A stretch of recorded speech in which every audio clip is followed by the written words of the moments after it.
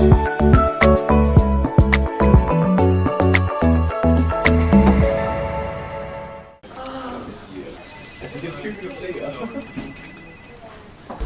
ने मीटिंग बुलाई। क्या यार, आदमी की तकलीफ को तो समझो। बाहर बाहर उठो बैठो उठो बैठो। जनाब, तकलीफ उठने बैठने की नहीं, तकलीफ बवासीर की है। बवासीर, फिशर, भगंदर, पाइलोनियल साइंस का आयुर्वेद तथा आधुनिक लेजर से उपचार। अभ्युदय पाइल्स लेजर हॉस्पिटल, लोहार समाज भवन के पीछे, महापुष्प सोसाइटी, शताब्दी नगर चौक से मनीष नगर रोड, नागपुर। कॉल और विजिट करें www.pilesfistulacure.com। नमस्कार, यूसीएन विशेष में आप सभी का स्वागत है। आजकल हम लोग जो है, हमारा सबकी एक कोशिश होती है कि हम सब घड़ी के कांटे की तरह अपना जीवन जिए, यानी जल्द से जल्द हम प्रोग्रेस भी करें, हमारे जो गोल्स हैं उसे भी अचीव करें।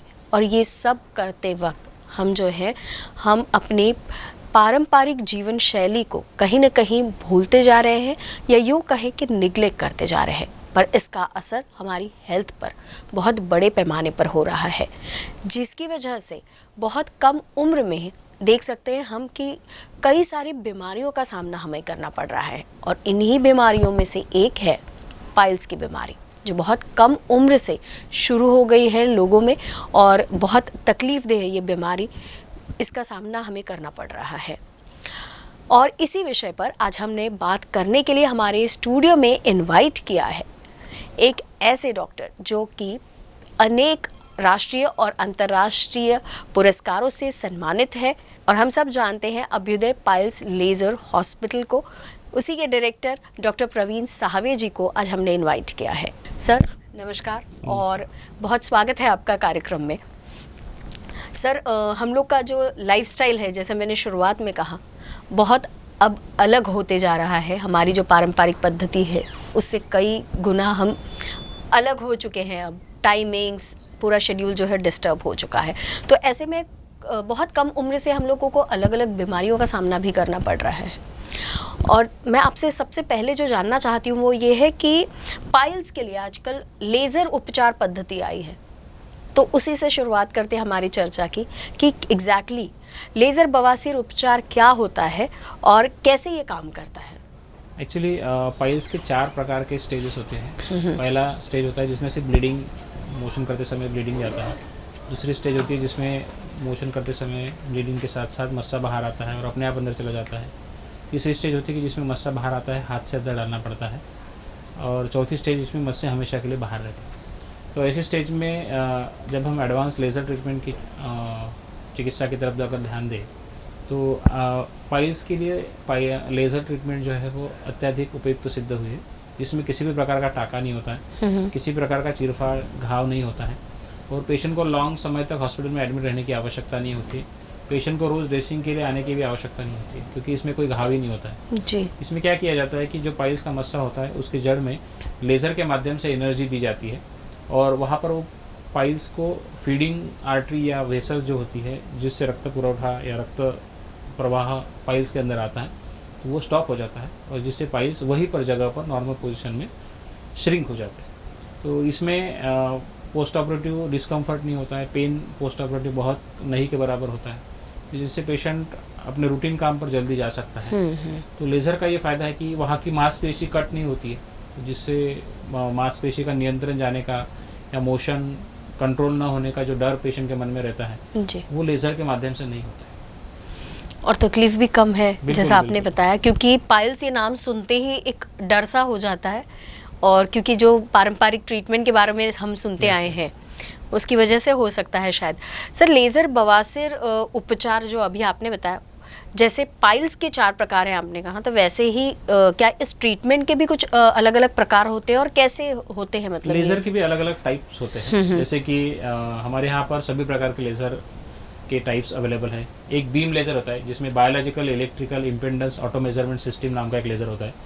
तो इस बीम लेज़र में क्या होता है ना कि जैसे हम लोग पाइल्स का ट्रीटमेंट करते हैं, तो जब हम पाइल्स का बीम लेज़र का एक इंस्ट्रूमेंट से जब पाइल्स को पकड़ते हैं तो पाइल्स का जो इम्पेडेंस है और वो इंस्ट्रूमेंट का इम्पेडेंस ये मैच होते हैं और उसी समय पर एक साउंड होता है और उसी समय पाइल्स के जो फीडिंग आर्टरी और वेसल्स है वो सील हो जाते हैं और बिना कोई चिरफाड़, बिना कोई टाका पाइल्स जो है वो ठीक हो जाता है। ठीक हो जाए। ये बीम लेज़र हो गया। दूसरा डायोड लेज़र होता है जिसका अलग अलग मशीन्स होती है, जिसमें 14-17 एडवांस मशीन हमारे पास है, जिससे वहीं पर जगह पर पाइल्स के अंदर जितने भी कंटेंट्स हैं, जैसे कि ब्लड है, वहाँ पर वाटर है, मेलानिन है, उसको लेज़र के माध्यम से वहाँ पर डिज़ोल्व किया जाता है और श्रिंक जो पाइल का मास है वो वहाँ पर श्रिंक हो जाता है।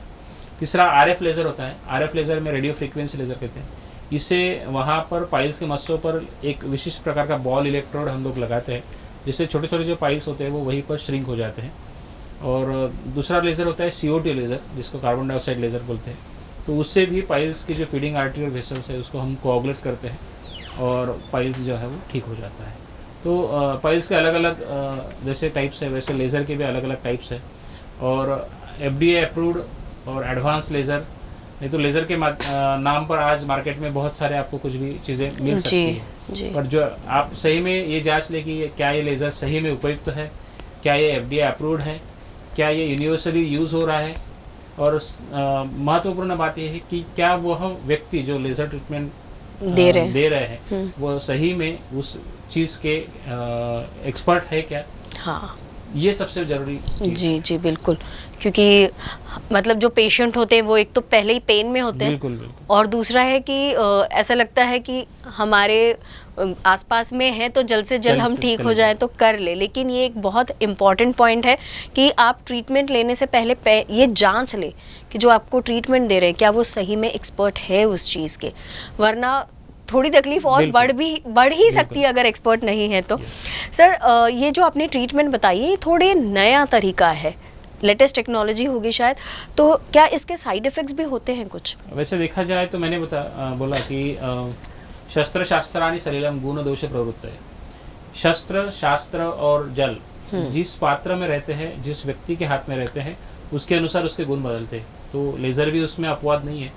अगर आपने उस व्यक्ति से लेज़र ट्रीटमेंट करवाया जो सही में उस चीज़ में एक्सपर्ट है, जिन्होंने उसका ज्ञान लिया है, ट्रेनिंग लिया है, तो डेफिनेटली लेज़र के साइड इफ़ेक्ट उतने नहीं हैं। थोड़ा सा पोस्ट ऑपरेटिव सूजन रहना, एडिमा होना, ये माइनर साइड इफ़ेक्ट्स होते हैं, पर वो मेडिसिन से ठीक हो जाते हैं और आइस एप्लीकेशन से ठीक हो जाते हैं। तो कंपैरेटिवली जैसे नॉर्मल सर्जरी और लेज़र सर्जरी के अगर हम कंपैरिजन करें या तुलना करें तो लेज़र के साइड इफ़ेक्ट्स काफ़ी कम है। मतलब मिनिमल कुछ छोटी मोटी बातें, और उसमें भी परमानेंट ऐसा कुछ भी नहीं है। सर सुनने के बाद ऐसा लग रहा है कि बहुत जल्दी ठीक होने की गुंजाइश है इसमें, जल्द से जल्द ठीक होने की। लेकिन एक बात आ जाती है कि जब हम नई कोई चीज़, लेटेस्ट टेक्नोलॉजी की बात करते हैं तो थोड़ा सा दिमाग में आता है बजट। तो इस ट्रीटमेंट के बजट के बारे में अगर कुछ बता सके आप। और दूसरा एक और पॉइंट है कि हम लोग, बहुत सारे लोग जो हैं आजकल हेल्थ इंश्योरेंस कराते हैं, तो क्या ये एप्लीकेबल होता है हेल्थ इंश्योरेंस में भी? काफ़ी अच्छा सवाल पूछा आपने। नई एडवांस टेक्नोलॉजी है तो सबके मन में ये रहता है कि ये बहुत महंगी ट्रीटमेंट होगी, तो ऐसा नहीं है। हमारे अभ्युदय पाइल्स लेज़र सेंटर पर हम लोग हर महीने में 1 से 5 तारीख तक, अभी तो इस महीने में विशेष गुड़ी पाड़वा के अवसर पर हमने पूरे महीना भर लेज़र उपचार में 50% तक छूट रखी है। बढ़िया। तो सामान्य जनता तक यह लेज़र उपचार पहुँचे, सभी वर्ग के व्यक्ति को इसका लाभ मिले, समाज के हर व्यक्ति से जो इस बीमारी से जूझ रहा है उनको इस बीमारी से निजात मिले, इसके लिए हमारे अभ्युदय पाइल्स लेज़र हॉस्पिटल और हमारी एक NGO है पुण्यश्लोक अहिल्या देवी युवा मंच नाम से इससे कम दर में और अत्यल्प चार्जेस में लेज़र सर्जरी की जो ट्रीटमेंट है वो की जाती है। और हमारे यहाँ पर कैशलेस सुविधाएं लगभग सभी इंश्योरेंस कंपनी के लिए अवेलेबल है। कुछ पैनल्स पे हमारे हॉस्पिटल्स हैं, तो वहाँ पर हम लोग कैशलेस सुविधा भी, जिसमें आपको किसी भी प्रकार का पेमेंट करने की आवश्यकता नहीं है। इंश्योरेंस कंपनी के जितने भी टाइप है वो होने की वजह से आपको कैशलेस सुविधा का भी फ़ायदा लेज़र ट्रीटमेंट के लिए मिलता है।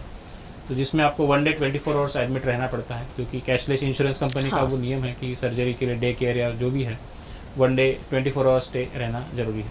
तो आपको पाइल्स है, फिशर है, फिशुला है या पायलोनेटल साइनस है या और भी अन्य बीमारियाँ हैं जिसके लिए लेज़र ट्रीटमेंट करने की आवश्यकता होती है, ये सभी इंश्योरेंस में कवर हो जाते हैं और कैशलेस सुविधा का फ़ायदा हमारे सेंटर पे आपको मिल सकता है।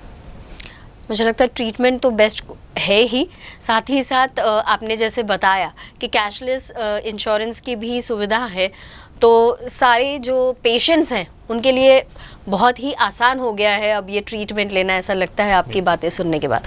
सर एक और चीज़ है कि एनल मैनोमेट्री, ये टेस्ट जो है वो क्या होता है एग्जैक्टली ये टेस्ट? एनल मैनोमेट्री जो है मैं आपको दर्शकों को दिखाने के लिए एनल मैनोमीटर जो है ये मेरे साथ में लाया हूँ। एक छोटा सा इंस्ट्रूमेंट रहता है। इससे क्या होता है कि गुदा भाग की जो पेशियाँ है उसका प्रेशर, जैसे हमें ब्लड प्रेशर नापते हैं, हाँ। उसी प्रकार से वहाँ की गुदबलियों का प्रेशर हम इस इंस्ट्रूमेंट से नापते हैं। तो इससे क्या होता है कि जैसे कि फिशर जैसी बीमारी है जिसमें क्या होता है कि कड़क संडास होने से, हार्ड स्टूल होने से वहाँ पर चीरा पड़ता है और वहाँ की मांसपेशियों में प्रेशर जो है वो बढ़ जाता है, जिससे बहुत ज़्यादा अत्यधिक पेन या वेदना होती है। तो ऐसे समय में इस इंस्ट्रूमेंट से हम लोग जब एग्जामिनेशन करते हैं तो वहाँ पर एग्जैक्ट जो प्रेशर है वो बढ़ा हुआ हमको मिलता है। तो इस इंस्ट्रूमेंट के माध्यम से हमको मांसपेशियों के अंदर कितना प्रेशर है वो काउंट किया जा सकता है। जैसे जिन लोगों को ज़्यादातर मात्रा में ओवर परगेटिव लेने से वहाँ की मांसपेशियाँ शिथिल हो जाती है, इसको इनकॉन्टिनेंस बोलते हैं, ऐसे पेशेंट्स के लिए वहाँ पर प्रेशर और वहाँ की पेशी की अवस्था कैसी है ये जांचने के लिए इसका उपयोग होता है। और ये ओपीडी प्रोसीजर है, इसके लिए कोई एडमिट रहने की ज़रूरत नहीं पड़ती है और इससे वहाँ की पेशियों का प्रेशर नापने से बीमारी की गहराई कितनी है वो समझ में आती है और कॉन्स्टिपेशन का जो कॉज है, कारण है, वो समझ में आता है। इनकॉन्टिनेंस को ठीक करने के लिए बायोफीडबैक थेरेपी में भी इस इंस्ट्रूमेंट का फ़ायदा होता है और ये सिंपल प्रोसीजर है। हमारे अभ्युदय पाइल्स लेजर हॉस्पिटल में इस ट्रीटमेंट को किया जाता है और जो नाम मात्र शुल्क पर अवेलेबल है। मतलब हम कभी सोच नहीं सकते इतनी अच्छी अभी प्रोसीजर्स और ट्रीटमेंट्स आ गए हैं इस पाइल्स जैसी बीमारी के लिए भी। सर आपने जो बताया है अभी टेस्ट, तो उस टेस्ट के लिए कुछ प्रिपरेशंस करने पड़ते हैं पेशेंट को और किस तरीके के और इंस्ट्रूमेंट्स हैं जो अभी और निजात हुए हैं? ये जो एनल मैनोमेट्री ट्रीटमेंट है ये ओपीडी बेस्ड ट्रीटमेंट है। इसके लिए कोई स्पेशल ट्रीटमेंट प्रोसीजर या प्रिकॉशंस की ज़रूरत नहीं रहती है, जिसमें कोई प्रिपरेशन भी नहीं लगती है। ये हार्डली 20 to 30 मिनट्स का प्रोसीजर है। प्रोसीजर यानी ये प्रकार का डायग्नोस्टिक टेस्ट है जिसमें हम लोग यहाँ पर ये जो पार्ट दिख रहा है ये पार्ट एनल रीजन में इंसर्ट करके इसकी जांच की जाती है। वहाँ पर प्रेशर नापा जाता है और विशिष्ट सॉफ्टवेयर के माध्यम से उसकी नॉर्मल रेंज कितनी है उसके हिसाब से pressure at normal level, then squatting position में या स्क्वीज करने के बाद जो प्रेशर है वो, और कफ करने के लिए बोलते हैं, खांसी करने के लिए बोलते हैं, उसके बाद आने वाला प्रेशर, ऐसे 3 प्रकार की रीडिंग हम लोग लेते हैं और उसके हिसाब से पेशेंट के नॉर्मल वैल्यूज़ और बढ़ी हुई वैल्यूज़ इसके कंपैरिजन करके इस ट्रीटमेंट को आगे का प्लान हम लोग सॉर्ट आउट करते हैं। सर एक और बात कि ये टेस्ट जो है इससे सिर्फ पाइल्स के ही बारे में पता हो चलता है या अन्य बाकी बीमारियों के बारे में भी हम लोग इसके टेस्ट को यूज़ कर सकते हैं? एनल मैनोमेट्री जो है मोस्टली जिन लोगों को कॉन्स्टिपेशन है ज़्यादा समय तक, उसका एग्जैक्ट कारण क्या है, गुदा पेशियों का शिथिलता है क्या, ये डायग्नोसिस करने के लिए उपयोग होता है। या एनल इनकॉन्टिनेंस होता है, जैसे मोस्टली नॉर्मल डिलीवरी के बाद महिलाओं में स्टिच लगते हैं, इपिजियोटॉमी स्टिच लगते हैं, उसकी वजह से इनकॉन्टिनेंस होता है। तो ऐसे समय में फ्लैटस इनकॉन्टिनेंस, जैसे मोशन को ना रोक सकना, ना गैस को रोक सकना, ये जो प्रॉब्लम्स महिलाओं में होती है, तो ऐसे कंडीशन में भी इसका उपयोग होता है। और आपको बिफोर और आफ्टर सर्जरी हम लोग पेशेंट का एनल मैनोमेट्री करते हैं। जैसे कि फिशर का बीमारी है तो जिसमें पहले एनल प्रेशर जो है वो ज़्यादा रहता है और आफ्टर ट्रीटमेंट वो कम हुआ कि नहीं ये देखने के लिए इसको फिर से किया जाता है, तो जिससे हमारा ट्रीटमेंट एडिक्वेट हुआ है और पेशेंट को भी सेटिस्फेक्शन होता है कि नहीं हमारा ट्रीटमेंट जो हुआ था सही में, पहले एनल प्रेशर इतना था अभी प्रेशर कम हो गया, तो चांसेस ऑफ रिकरेंस आगे जो होने वाले हैं बीमारियों के वो कम हो जाते हैं। जी सर, आपने थोड़ी देर पहले ही बताया बातों में कि जो ये टेस्ट है इसके लिए ज़्यादा से ज़्यादा आधे घंटे की ज़रूरत पड़ती है, लेकिन क्या ये टेस्ट करने के बाद हमें कुछ सावधानियां बरतनी पड़ती है? कुछ ऐसे विशेष सावधानियां नहीं है, ये ओपीडी बेस्ड प्रोसीजर है। इसमें हम लोग पूरा स्टराइल ये इंस्ट्रूमेंट का जो प्रोसीजर है वो रहता है, तो जिससे आप रूटीन वर्क पे ओपीडी में आए 10 से 20 मिनट का ये प्रोसीजर किया और डायग्नोस्टिक प्रोसीजर किया, आप घर जा सकते हैं, ऑफिस जा सकते हैं। ये ऑफिस बेस्ड प्रोसीजर है, ओपीडी बेस्ड प्रोसीजर है तो ऐसे स्पेशल प्रिकॉशन कुछ नहीं है इसमें। मतलब जैसे लेजर ट्रीटमेंट के बाद आप बिल्कुल, तुरंत अपने रूटीन ज्वाइन कर सकते हैं, वैसे इस वैसे, टेस्ट के बाद वैसे, भी है। वैसे। सर अब फिर से वही सवाल कि इतना अच्छा और इतना सुविधाजनक ये टेस्ट है, लेकिन फिर वही है कि इसका कॉस्ट, ये टेस्ट जो होता है कॉस्ट एनलमेंट, जो है डिपेंड्स कि कौन से स्टेजेस में हम और कौन से पेशेंट्स में कर रहे हैं। इसका जो कॉस्ट है मिनिमम 800 से लेके 1500 रुपीज़ तक डायग्नोस्टिक टेस्ट का होता है। डिपेंड्स कि आप कौन से बीमारियों के लिए इसका टेस्ट कर रहे हैं। तो ये मिनिमम रेट्स में हमारे सेंटर पे किया जाता है। और कोई सावधानियां बरतने के लिए अगर आप कुछ सजेस्ट करना चाहें तो? इसके लिए विशेष कोई सावधानियां बरतने की आवश्यकता नहीं होती है। सिर्फ आते वक्त सीड्स बात करके आए तो टेस्ट करने में आसानी होती है। ओके सर, और एक और चीज़ कि आयुर्वेद शास्त्र जो है, इसके बारे में भी हम लोग कई दिनों से अभी सुन रहे हैं, तो क्या होता है एग्जैक्टली? आयुर्वेद क्षार सूत्र जो है वो एक चिकित्सा पद्धति है जो piles, fissure, fistula, mostly fistula के लिए जो ट्रीटमेंट किया जाता है वो आयुर्वेद क्षार सूत्र ट्रीटमेंट होता है। इसमें एक मेडिकेटेड सेटाउन होता है, एक धागा होता है जिसको जो भी रिकरेंट फिशुलाज है, जैसे रिसेंटली इफ्टाक नाम का ट्रीटमेंट हम लोग करते हैं जिसमें इंटरसेप्शन ऑफ फिशुलस ट्रैक्ट एंड क्षार सूत्र लाइगेशन। पहले क्या होता था कि क्षार सूत्र ट्रीटमेंट के लिए बहुत लंबा समय लगता था। अभी इफ्टाक ट्रीटमेंट आने से, ये मॉडिफाइड क्षार सूत्र ट्रीटमेंट है, तो इससे काफ़ी कम समय लगता है। और कितना भी बड़ा फिशुला रहे, लॉन्ग टर्म फिशुला रहे, रिकरेंट फिशुला रहे, जिसको भगंदर या नाली घाव कहते हैं, तो इसमें ये आयुर्वेद क्षार सूत्र ट्रीटमेंट काफ़ी अच्छी लाभदायक सिद्ध हुई है। इसमें आपको किसी प्रकार का एडमिट रहने की आवश्यकता नहीं होती है, ना आपको लॉन्ग ड्यूरेशन तक हॉस्पिटल में ड्रेसिंग या इसकी आवश्यकता नहीं है। आपको मांसपेशियों का नियंत्रण जाने का उसमें डर नहीं रहता है, क्योंकि इसमें किसी प्रकार की काटपीट नहीं होती है। इसमें जो एक्सटर्नल ओपनिंग होता है फिशुला का और इंटरनल ओपनिंग होता है, उसके अंदर एक थ्रेड मेडिकेटेड डाला जाता है और इसको हर हफ्ते चेंज किया जाता है। ये ओपीडी बेस्ड ट्रीटमेंट है। अच्छा। तो इससे आपका जो फिशुला है वो ड्रेन होते जाता है। एट ए टाइम ड्रेनिंग और कटिंग और हीलिंग, ये तीनों प्रोसेस एक ही समय में क्षार सूत्र की वजह से होते हैं। इसमें जो 3 प्रकार की मेडिसिन होती है, एक होता है स्नुही क्षीर, दूसरा होता है अपामार्ग क्षार और तीसरा होता है हल्दी, टर्मरिक पाउडर जिसको बोलते हैं। इन तीनों का कोटिंग इस थ्रेड पे किया जाता है और ये थ्रेड को क्षार सूत्र कहा जाता है। और ये ओपीडी बेस्ड ट्रीटमेंट है और अभ्युदय पाइल्स लेजर हॉस्पिटल में पिछले 15 सालों से कई लोगों ने इसका फ़ायदा लिया है। बहुत बढ़िया सर, आपने इतनी अच्छी जानकारी दी है पाइल्स के बारे में कि मुझे ऐसा लगता है कि इस कार्यक्रम को देखने के बाद जो पेशेंट्स हैं उनमें बहुत जो डर होता है वो काफ़ी हद तक कम हो गया होगा, क्योंकि सुनते आए हैं जो अभी तक का ट्रीटमेंट, उससे आपने जो बताया वो काफ़ी अलग और सुविधाजनक ऐसी ट्रीटमेंट्स के बारे में जानकारी दी है। तो जाते जाते आपसे मैं पूछना चाहूँगी आपके शिविर के बारे में, जिसका हम सभी बेसब्री से इंतज़ार करते हैं, स्पेशली जो पेशेंट्स हैं वो तो बिल्कुल इंतज़ार करते हैं। अभी आने वाले गुड़ी पाड़वा के शुभ मुहूर्त पर हमारे पूरे महीना जो ट्रीटमेंट है, इसमें लेज़र उपचार पर 50% छूट हमने दी है, जिसमें पाइल्स है, फिशर है, फिशुला है। इसके अलावा कॉस्मेटिक गायनेकोलॉजी ट्रीटमेंट है लेज़र का, या टैटू रिमूवल है, परमानेंट हेयर रिमूवल है लेज़र से। इसके अलावा स्किन के लिए जो लेज़र ट्रीटमेंट किया जाता है, हॉलीवुड लेज़र ट्रीटमेंट है, इन सभी ट्रीटमेंट पे 50% तक छूट इस शिविर के माध्यम से दिया जाते हैं। और ये जो शिविर है इस महीने में तो है ही, और आने वाले महाराष्ट्र दिन के उपलक्ष्य में 1 मई से लेके 15 मई तक ये शिविर हमने एक्सटेंड किया है, ताकि महाराष्ट्र दिन के शुभ मुहूर्त पर और उपलक्ष्य में इस ट्रीटमेंट का फ़ायदा समाज के हर वर्ग को मिले जी। और इस शिविर का जो नियोजन है और जो हमने पुण्यश्लोक अहिल्या देवी युवा मंच, हमारी जो NGO है, इसके माध्यम से समाज के हर वर्ग को इसका फ़ायदा हो, इसके लिए शिविर का आयोजन किया गया है।